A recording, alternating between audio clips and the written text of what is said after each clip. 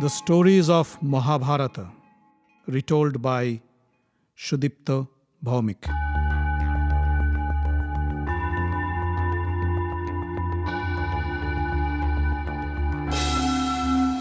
Welcome, dear friends, to another episode of the stories of Mahabharata. The last episode told us the details about the 4th, 5th, and 6th day of the war. Bheem and Arjun's ferocious onslaught is causing severe damage to the Kaurava army, and Duryodhan has begun to lose his confidence on Bhishma and Drona.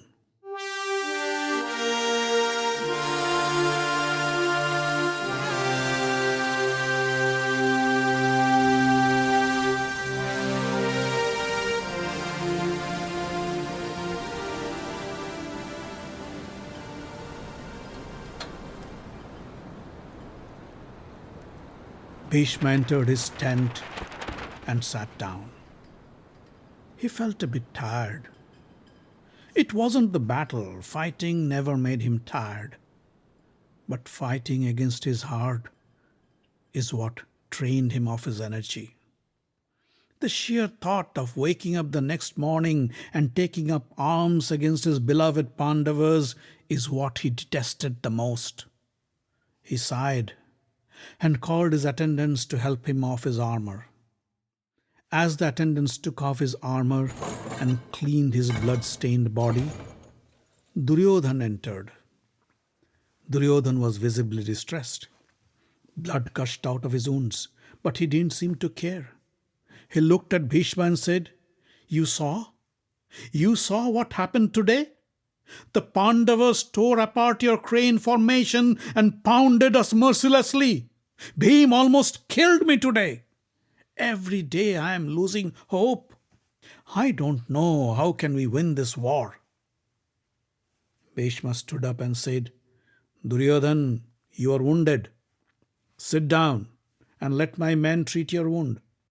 The medics cleaned Duryodhan's wounds and treated him with Vishalyakarani. The soothing balms calmed Duryodhan's pain and helped him relax. Bhishma looked at him and said, "My dear Duryodhan, you know I don't mince my words. I want to make you a winner and want to see you happy with all my heart. Pandavas are strong and powerful, and with Vasudeva on their side, they are invincible even to the gods. Still, I will keep my promise and fight for you until my death. Either I will defeat the Pandavas or they will defeat me. Now go to your tent and get some rest." The next morning, Bhishma arranged his army in the mandala formation. With the blowing of the conch shells, the battle erupted on the 7th day of the war. Right from the go, Bhishma attacked Arjun with full force. Arjun fought back with equal vigor. His Gandiv spewed endless streams of arrows with occasional volley of fiery missiles. Bhishma struggled to counter Arjun's onslaught. Duryodhan drove his chariot to his generals and said, "Go, lend your support to Bhishma. The old man is fighting without caring for his life. Help him and he'll lead us to victory." The generals turned their chariots and rushed to help Bhishma. Drona and Virat engaged in a fierce battle on another part of the battlefield. Virat was trying his best to fight Drona. Drona, however, was too powerful for Virat to handle. His arrows killed Virat's charioteer and horses. Virat's son Shankha drove his chariot to Virat to rescue him. No sooner Shankha pulled Virat to his chariot, Drona shot a fierce weapon at him. The weapon pierced Shankha's chest and killed him instantly. Virat didn't wait any longer to face the might of Drona. He turned and fled the battlefield with his son's dead body lying on the chariot floor. Alambush, the dreadful demon Rakshas, was killing Pandava soldiers in hordes. Satyaki attacked Alambush on his chariot. Alambush tried to counter Satyaki, but Satyaki's weapons were too much for him to handle. He decided to quit and flee the battlefield as quick as possible. Drishtadumna, the valiant son of Drupad, now made Duryodhan his target. His chariot circled around Duryodhan in a zigzag pattern and confused Duryodhan. One by one, Drishtadumna killed Duryodhan's horses and then his charioteer. Duryodhan stood helpless on his stranded chariot and tried to deflect Drishtadumna's arrows with his shield. Shakuni, Duryodhan's uncle, saw his nephew in distress. He stormed in to cover Duryodhan. As soon as he came near, Duryodhan scrambled into Shakuni's chariot, and the next moment Shakuni drove away his chariot, leaving a frustrated Drishtadumna behind. Iravan, son of Arjun and Ulupi, was fighting Binda and Anubinda, the princess of Abanti. Iravan killed the 4 horses of Anubinda's chariot. Anubinda jumped off and got into his brother's chariot. Iravan then killed Binda's chariot. The scared horses jumped and raced away in uncontrolled frenzy. On a different part of the battlefield, Salya was enjoying his fight with his beloved nephews, Nakul and Sahadev. Nakul yelled at him, "Uncle Salya, you better surrender now, else our arrows won't respect you for being our uncle." Nakul and Sahadev together shot a volley of arrows at Salya. Salya laughed at them and said, "Well, then my arrows shouldn't show you any favors either." With few rapid shots, Salya broke Nakul's flagpost, tore apart his bow, killed his horses and his charioteer. Sahadev, however, was not amused. He picked a fierce arrow from his quiver and shot at Salya. The arrow pierced Salya's armor, and Salya fell unconscious on his chariot floor. Salya's charioteer turned away and fled the scene as fast as possible. Chetikan and Kripacharya were busy in a hand-to-hand combat with machetes. With their chariots destroyed, they had no other option but to fight on foot. Swinging their weapons, they pounced on each other with a huge roar. The impact knocked them out both, and they lay unconscious on the ground. Kurukshetra, the young son of Shishupal, picked Chetikan on his chariot, while Shakuni picked Kripacharya on his. To relieve Arjun, Sikhandi tried to distract Bhishma.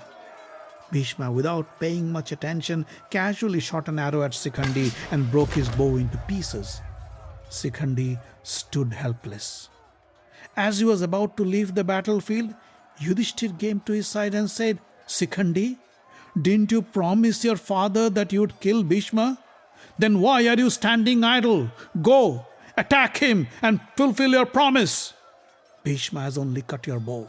You have many bows left in your chariot. Pick up one and shoot at Bhishma."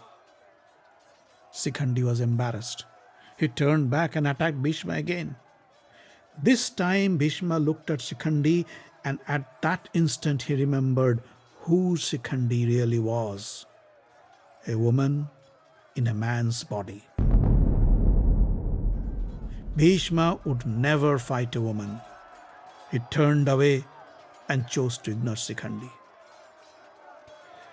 As the sun settled behind the western horizon, the day's battle came to an end. The soldiers went back to their camps and tended to their wounds. The musicians and dancers entertained them with lilting music and dance. Tonight, nobody spoke of the war, and everybody went to bed happy and in peace.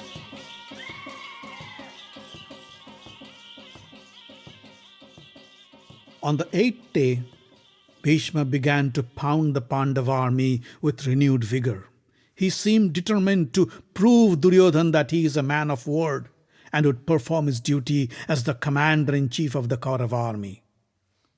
On the Pandava side, Bheem's ruthless destruction of the Kauravas continued unabated. He killed 8 brothers of Duryodhan and danced on the battlefield like a madman. Duryodhan was devastated. He went to Bhishma and said, "Bheem is killing all my brothers. Why are we not able to stop him?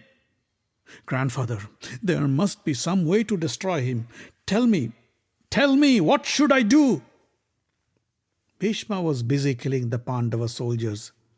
Listening to Duryodhana's plea, he stopped for a moment. Why do you make me repeat the same words, Duryodhana? I warned you several times. So did Drona, Vidur, Gandhari, and many others that this war will result in total annihilation of the Kauravas. Bheem will kill any son of Dhritarashtra who crosses his path. Nothing can stop him. So I'll advise you to stay calm and keep fighting until the doors of heaven open for you. During his exile, when Arjun was traveling across the country, he met Ulupi, the princess of the serpents, and fathered a son. He asked, "Who are you? And where am I?" "I am Ulupi, daughter of Kaurava. I brought you here. Please accept me and please my desire." Ulupi named the son Iravan. Iravan grew up amongst the serpents and never met his father Arjun. When Arjun was training in the heavens with Indra's weapons, Iravan met him and introduced himself.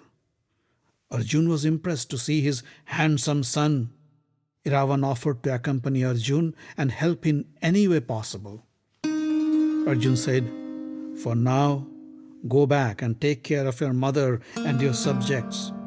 When the war breaks out with the Kauravas, join me with your serpent army." Iravan kept his promise, and along with his huge army, he launched a vicious attack on the Kauravas. Gaja, Gavakshya, Vrishak, Charmaban, Aryak, and Suk, the 6 brothers of Shakuni, joined hands together to fight Iravan. Iravan was skilled in illusory warfare and could confuse his enemies with his power of hypnosis. Shakuni's soldiers stood no chance against him and his army and were soon decimated by them. One by one, Iravan applied his magic on Shakuni's brothers and killed all 6 of them. Angry Duryodhana called the demon Rakshas Alambush and said, "This sorcerer Iravan is causing severe damage. You know magic. Go, fight Iravan and kill him if you can." Alambush took a huge army with him and attacked Iravan. Soon, a strange warfare ensued between them. Iravan used his sorcery and took the form of a huge serpent to scare Alambush. His serpent army surrounded him to protect. But Alambush had some of his own tricks. He took the form of a giant eagle and devoured the serpents. Alambush's spell cast a dense fog around Iravan. He felt groggy and couldn't think clear. As he stumbled around in the dense fog, Alambush struck with a huge sword and decapitated Iravan. As Iravan's dead body fell to the ground, the fog cleared and the entire Pandava army saw their valiant prince lying lifeless in a pool of blood. The message of Iravan's fall reverberated across the battlefield. When Ghatotkach, the Rakshas son of Bheem and Hidimba, heard the news, he was furious. "I will destroy the Kauravas today. None will escape my wrath." His thunderous voice shook the Kaurava soldiers to their bones. Ghatotkach enlarged himself like a huge giant and trampled the Kaurava soldiers with his feet. With each swing of his mace, hundreds of Kaurava soldiers lost their lives. Duryodhana knew he had to do something to stop Ghatotkach from destroying his army. He asked his charioteer to drive him to Ghatotkach. At his command, the king of Banga followed him with 10,000 elephants. Ghatotkach, from his high vantage point, showered Duryodhana with arrows and forced his charioteer to retreat. With a single blow of his mace, Ghatotkach killed the huge elephant of the king of Banga. Drona tried to stop him. Ghatotkach shattered Drona's bow, and Drona had no option but to take shelter. Balhik and Chitrasen suffered severe injuries from Ghatotkach's weapons and had to flee the battlefield. Ghatotkach's javelin pierced Brihatbal's chest and killed him instantly. Seeing his father's plight, Aswathama and his soldiers rushed in to fight Ghatotkach. Aswathama was a skilled and powerful warrior, and his weapons began to trouble Ghatotkach. Ghatotkach then took recourse to his special powers of illusion and hypnosis. He cast a spell on the Kauravas, and the Kauravas saw their king Duryodhan along with his generals like Salya, Drona, Aswathama and others lying in the battlefield in pools of blood, screaming in pain and agony. They saw thousands of Kaurava soldiers lying dead, hundreds of thousands of body parts of men, horses, elephants scattered all around them. The horrific sight brought panic in the hearts of the soldiers. With the loss of Duryodhan and many other mighty generals, the Kauravas have suffered the worst defeat, they thought. Now the Pandava army would destroy them all. They began to flee in hordes. Bhishma turned his chariot towards the fleeing soldiers and yelled, "Stop! Stop! Don't desert the battlefield. What you see is nothing but an illusion created by the shrewd demon Ghatotkach. Your king Duryodhan is alive and well, so is Drona, Aswathama, Salya. This illusion won't last for long. Come back and fight for your king." But his words failed to inspire the soldiers. They ran away as fast as they could. Duryodhan came to Bhishma and said, "Grandfather, it seems today is the last day of the battle. Ghatotkach has defeated me, defeated Drona, Aswathama.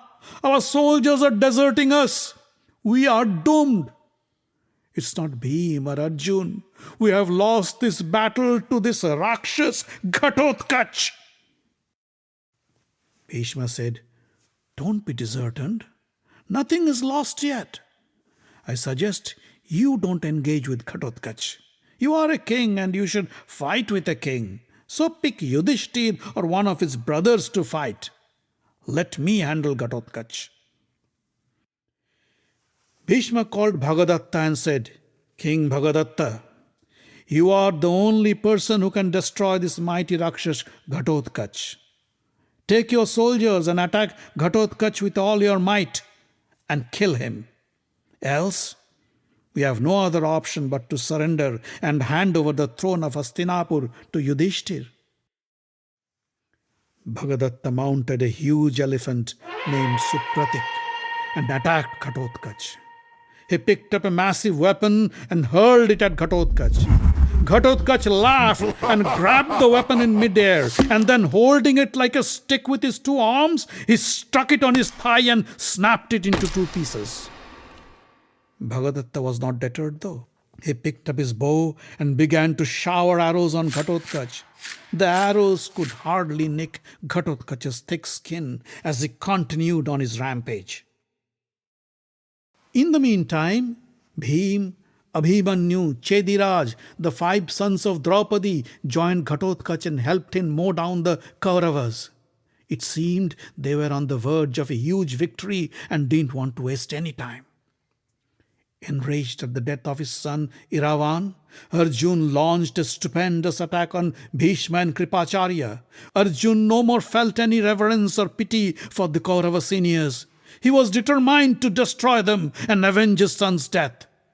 Bhishma and Kripa also showed no compassion towards Arjun and countered his attacks with equal ferocity. Bheem again struck Duryodhan's brothers and killed 7 of them. The others gave up and fled the battle.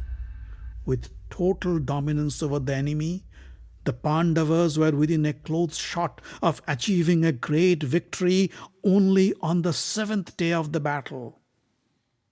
However, the sun god had something else in mind and decided to go down behind the western horizon. As the last rays of sunlight faded away, the conch shells rang out to announce the end of the day's battle.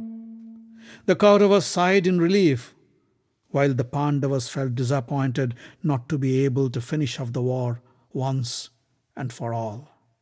Hoping to get back into the battle the next morning, the 2 sides retired to their camps to get some rest.